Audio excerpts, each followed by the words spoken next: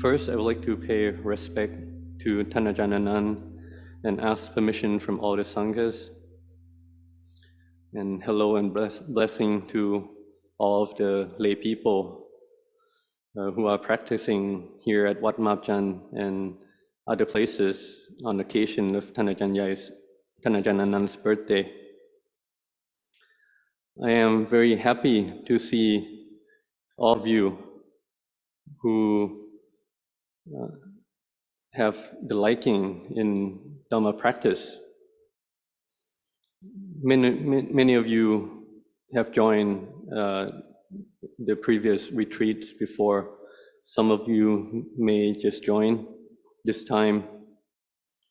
So I would like to anumodana with all of you who give up your time, and because some of you are not in Thailand and the timing is different for Thailand and other countries. So today I would like to talk about the Dhamma that support our practice for everyone. That Dhamma topic is Khanti Dhamma, perseverance or patient endurance. Just like in the chanting book, in the Ovada Patimokkha, the Buddha say, Khanti paramang tapo titikha, patient endurance is the highest practice, burning out defilements. So how does patient endurance burn out the defilement? When I first newly ordained, I didn't really understand that. I just keep chanting along. But after a while, from listening to Tan Ajahn Anan's Dhamma talk, I start to understand. Tan Ajahn Anan often emphasized that Khanti Dhamma is the basis of all wholesome mind. It supports our practice in the Sila and our meditation practice. Many times, Tan Ajahn Anan would teach us that when we keep our Sila, our morality, we have to have patient endurance. Many of you probably keep the 5 precepts at all time, but when you join the retreat, you ask for the 8th precept. And with that, you cannot eat after the midday, and you have to stop listening or seeing the entertainment. And that takes Khanti Dhamma, that takes patient endurance. And in our practice, some of you can sit for 15 minutes, can sit for half an hour, but when the sitting session continue until for an hour or more, then the vedana, the sufferings start to come up. So if you want to get past that, then you need patient endurance. And many of you may have some illness, or some of you are old age, and to practice, it is easier to get vedana, but for you to advance in your Dhamma practice, you need Khanti Dhamma, to get past the Vedana. That is for the body. But for your mind, when greed or desires come up in the beginning, you cannot cut it immediately. So you need patient endurance so that you don't follow those desires, those greeds. Same with the hatred. That is why the Buddha praised Kanti Dhamma and teach that everyone should practice Kanti Dhamma.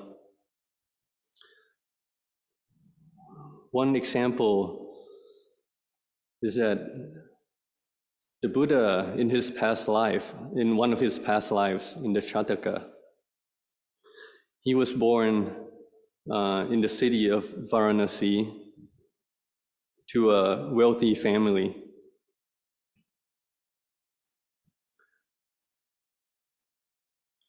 So when his parents died, he contemplated and thought that all of his wealth belonged only to this world.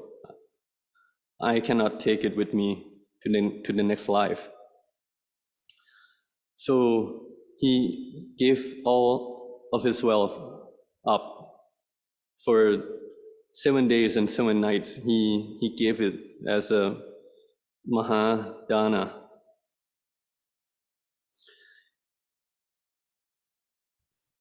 In that life, his name is Gundana Kumara. But after he gave up all his wealth and he ordained as a Rishi, he changed his name to Kantiwadi Tapasa and went to live in the forest.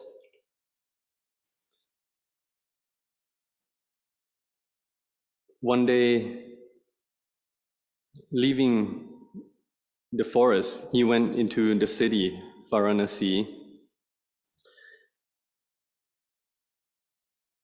and he met the minister of the city, who, after meeting Kantiwadi Dabat, he had a lot of faith, and he invited the Rishi to live in a royal park.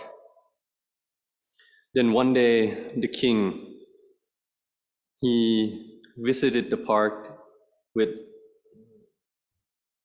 a lot of his followers, and he drank, got drunk, and then fell asleep. But his followers saw the Rishi and went to listen to the Dhamma from the Rishi.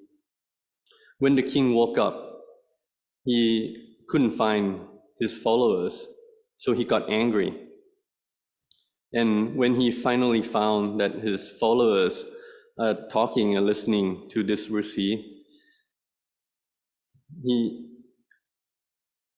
he went and asked the Rishi, which Dhamma do you praise the most?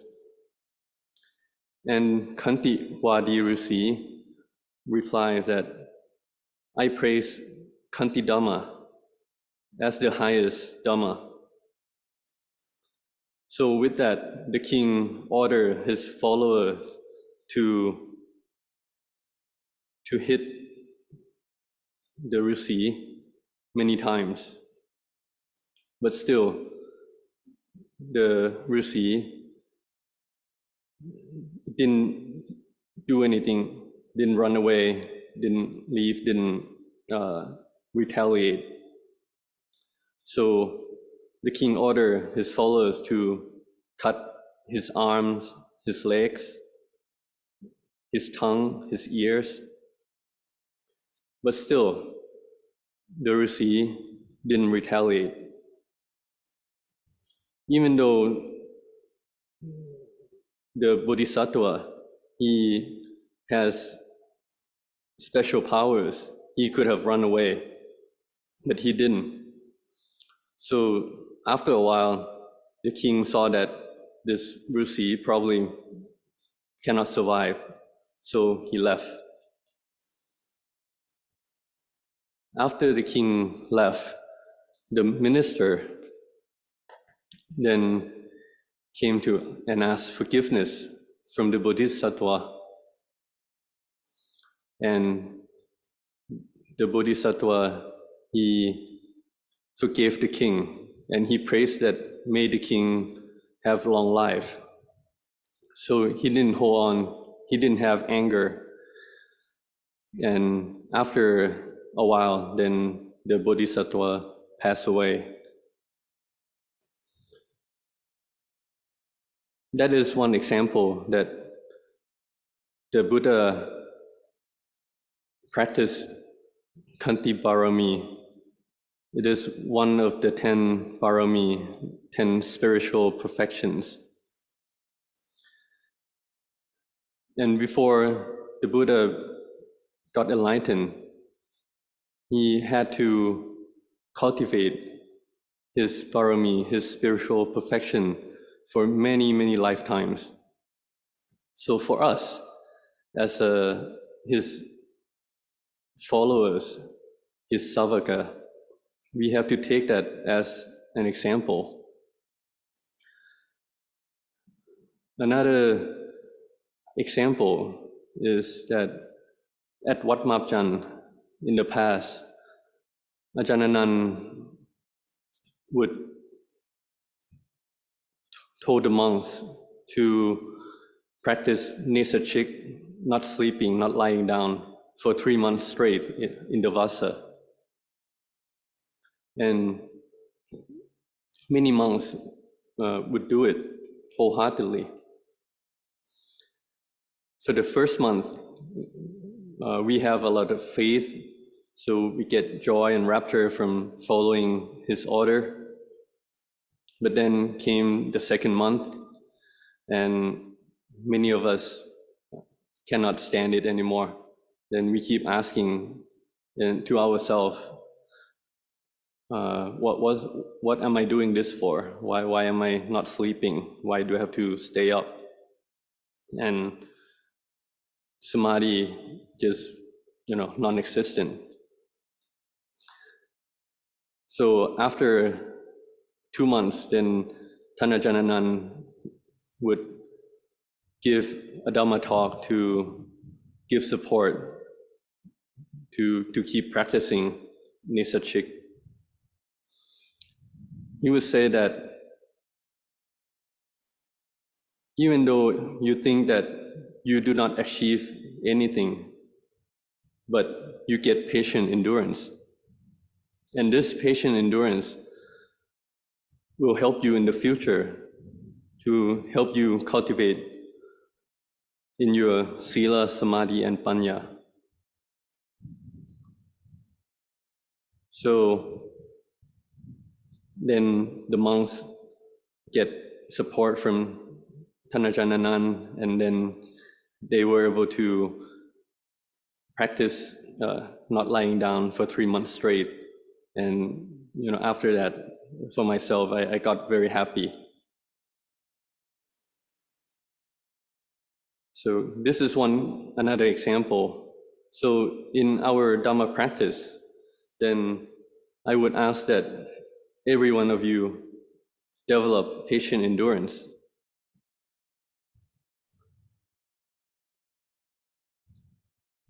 For example, when sitting samadhi, some of you can sit samadhi for 15 minutes. That's in your comfort zone. So let's try to increase to 20 minutes, 30 minutes, to see what is your actual limit. And then you keep increasing. Because when you are sick or when you are near death, then this patient endurance, this kanti that you have practiced, it will help you. Because when Vedana, when suffering arises, sometimes the chanting Buddho, Buddho, it is not enough, or you cannot contemplate the suffering. And when the emotions are very strong, then you can become angry, irritate. You need patient endurance so you can get past that. Because if you have patient endurance and you keep observing it, observing your emotions, then you will realize that everything is anicca, dukkha, anatta.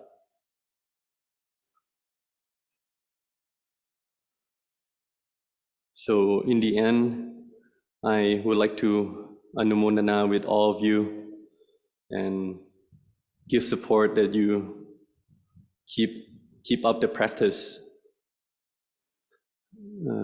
Our lives, we don't have much time. Nowadays, if you live up to 80 years of age, that is considered a lot already. So may you set your heart in your practice and may you grow in blessing.